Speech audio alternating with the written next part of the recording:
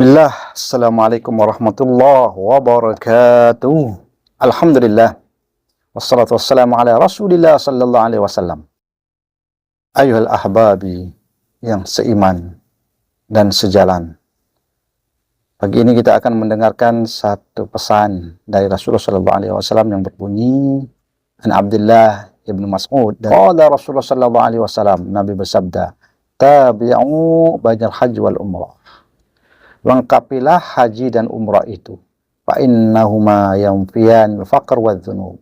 Sungguhnya haji dan umrah itu bisa menghapuskan rasa berdosa dan kefakiran. Kama yang fil qir qabatsal hadis, sebagaimana besi yang dibersihkan kerat-keratannya. Ini hadis benar-benar memberikan satu informasi bahwa yang namanya kefakiran, kemiskinan, kesusahan dalam hidup itu dijamin oleh Allah Subhanahu wa taala akan dihapuskan apabila kita mau melakukan ibadah haji dan umrah. Tabi'u bainal haji wal umrah. Bisa kita katakan, ya, lakukanlah antara haji dan umrah. Bisa juga kita terjemahkan, tabi'u bainal haji wal umrah.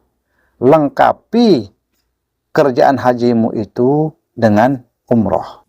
Nah, fa innahuma yanfiyan. Sungguhnya, ya, dua-duanya itu, haji dan umrah itu, ya, bisa yanfiyanil faqr wa dzunub, menghapuskan sosial fakir dan orang-orang yang berdosa. Itu dia.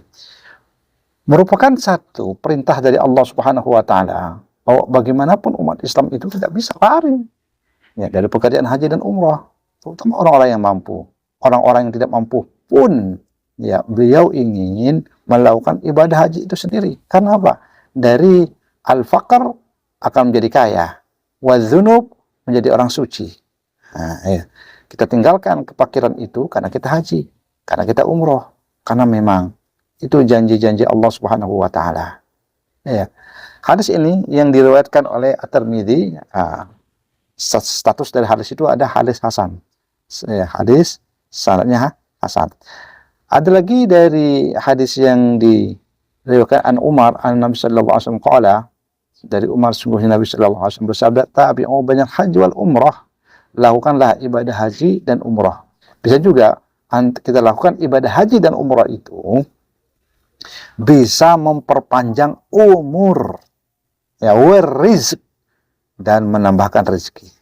Karena hidup ini tidak bisa kita ingkari. Siapapun pasti mengharapkan rezeki. Kita lihat dari tumbuh-tumbuhan yang ada di belakang kita, ya, bunga-bunga yang ada di belakang kita misalnya. Dia perlu apa? Perlu rezeki. Dengan disirami, ya, dengan dipupuk, dengan diasuh, ya, dengan dipelihara dengan baik. Ini kan merupakan rezeki buat mereka.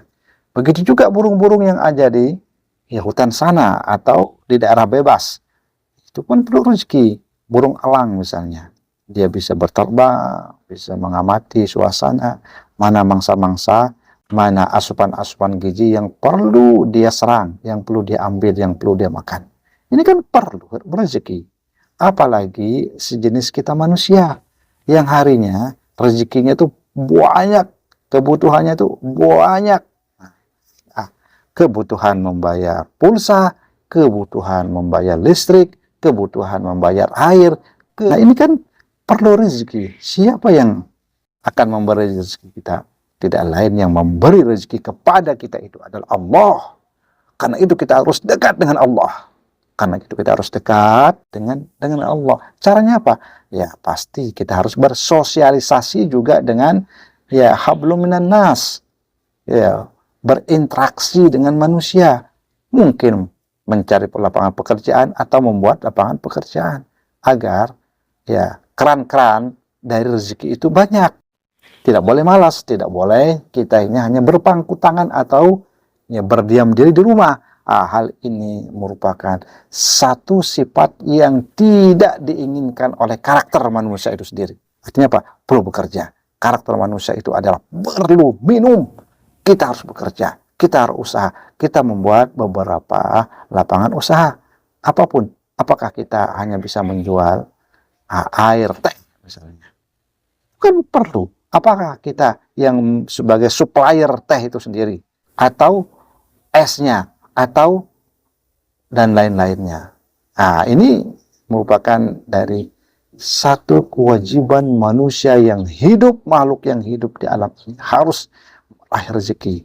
Akan tetapi simbolik rezeki itu adalah umroh dan simbolik rezeki itu adalah haji. Kita perhatikan sumber haji luar biasa sekali. Bukan mengarahkan kita harus berhaji dan melakukan ibadah haji itu karena Allah Subhanahu wa taala itu mencari ridhonya. Dengan ridha Allah muncullah rezeki, dengan ridha Allah muncullah yang namanya hablum minan nas. Kita sebagai manusia harus menjaga itu. Kita harus memelihara itu hablum minan nasnya, harus diperkokoh, harus diperkuat. Bagaimana caranya? Cara marketing, perlu iklan, perlu yang lain-lainnya. Perlu sosialisasi, perlu silaturahmi, membicarakan apa yang harus kita lakukan demi untuk mempertahankan rezeki. Karena itu Mekah Madinah itu adalah simbol daripada rezekinya umat Islam. Bahkan bisa dikatakan bahwa rezeki, sumber rezeki umat Muhammad SAW itu 40% kurang lebih ada di kota Mekah. Bukan artinya dia menyiapkan rezeki kemudian kita ambil. Tidak, tapi secara filosofi kita, kalau ada rezeki lebih, kita berangkat umroh, kita berangkat haji, kemudian kita memohon di sana, kan yang haji, yang umroh itu akan diberikan tambahan umur, tambahan rezeki. Sebagaimana dikatakan dalam hadis Ibnu Umar, ya mengatakan tazidul umr warriz. Nah, wa ta'fil dzunub, bahwa umroh dan haji itu bisa untuk menambahkan hidup ini dan menambahkan rezeki serta menghapuskan kesalahan serta dosa. Nah, ayo. Coba kita dengar hadis Anas bin Malik. Dia berkata, qala Rasulullah sallallahu alaihi wasallam, Nabi bersabda, ya'ti 'alan nasi zaman, datang satu masa kehidupan terhadap manusia itu, yahujju aghniya'u ummati linuzhah, bahwa orang-orang yang haji dari umat Muhammad itu tentunya orang-orang di kelas terkaya, kelas berduit, dan harus. Kenapa? Dengan adanya orang-orang kaya itu sendiri bisa untuk membiaskan sebagian rezekinya kepada tanah haram, kepada umat-umat sekitar. Misalnya saja dia berangkat ke tanah suci, apakah perlu transportasi? Perlu transportasi. Apakah perlu sandang pangan? Iya, perlu sandang pangan. Itu kan harus dikeluarkan biayanya. Ketika dia mengeluarkan biaya sandang pangan itu, itu berarti kita sudah membiaskan, memberikan rezeki yang kita terima dari Allah Subhanahu wa taala, kemudian kita berikan kepada yang lain. Nah, itu dia. Kemudian hadis ini kita lanjutkan, wa awsatuhum litijarah, dan para pengusaha-pengusahanya datang ke tanah suci itu, dibentuklah satu komersial, menginginkan keuntungan, menginginkan satu bidang usaha yang memperoleh keuntungan. Di haji itu menyiapkan. Di haji itu menyiapkan ladang usaha, menyiapkan area usaha untuk siapa kira-kira? Untuk umat Muhammad itu kota Mekah. Semuanya bisa berbicara tentang itu. Marketing haji, lapangan usaha. Membina manasik haji, lapangan usaha. Memberikan satu tutur kata berbentuk buku, bukunya bisa jual, bicara tentang haji, ladang usaha. Nah, ini yang perlu kita sikapi dengan mental positif, dengan mental semangat, mental baja untuk meraih rezeki dari jalur-jalur haji dan umrah itu sendiri diridhoi oleh Allah Subhanahu wa taala. Laisa alaikum junahun an tabtagu fadlan min rabbikum. Tidak ada beban, tidak ada dosa bagi kalian jika kalian itu ketika berhaji kemudian disisipi untuk mencari rezeki, mencari, mengais rezeki di tanah suci itu sendiri. Ya. Laisa alaikum junahun an tabtagu fadlan min rabbikum. Boleh kalian itu mengais rezeki ya di tanah suci itu sendiri. Mungkin yang biasa bermain usaha di perhotelan bisa bermain ya di cateringnya atau di transportasinya. Yang jelas Allah Subhanahu wa taala memberikan peluang dan membolehkan untuk mendapatkan rezeki di tanah suci itu sendiri. Ya, mudah-mudahan hal ini bisa dijadikan motivasi.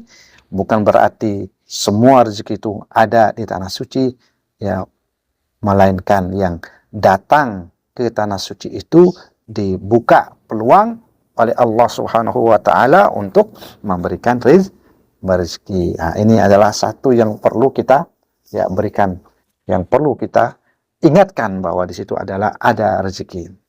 Dari Jabir juga ya, radhiyallahu an Rasulullah sallallahu alaihi wasallam, ada seorang sahabat yang bertanya, "Qala ya Rasulullah, ma birrul hajj?"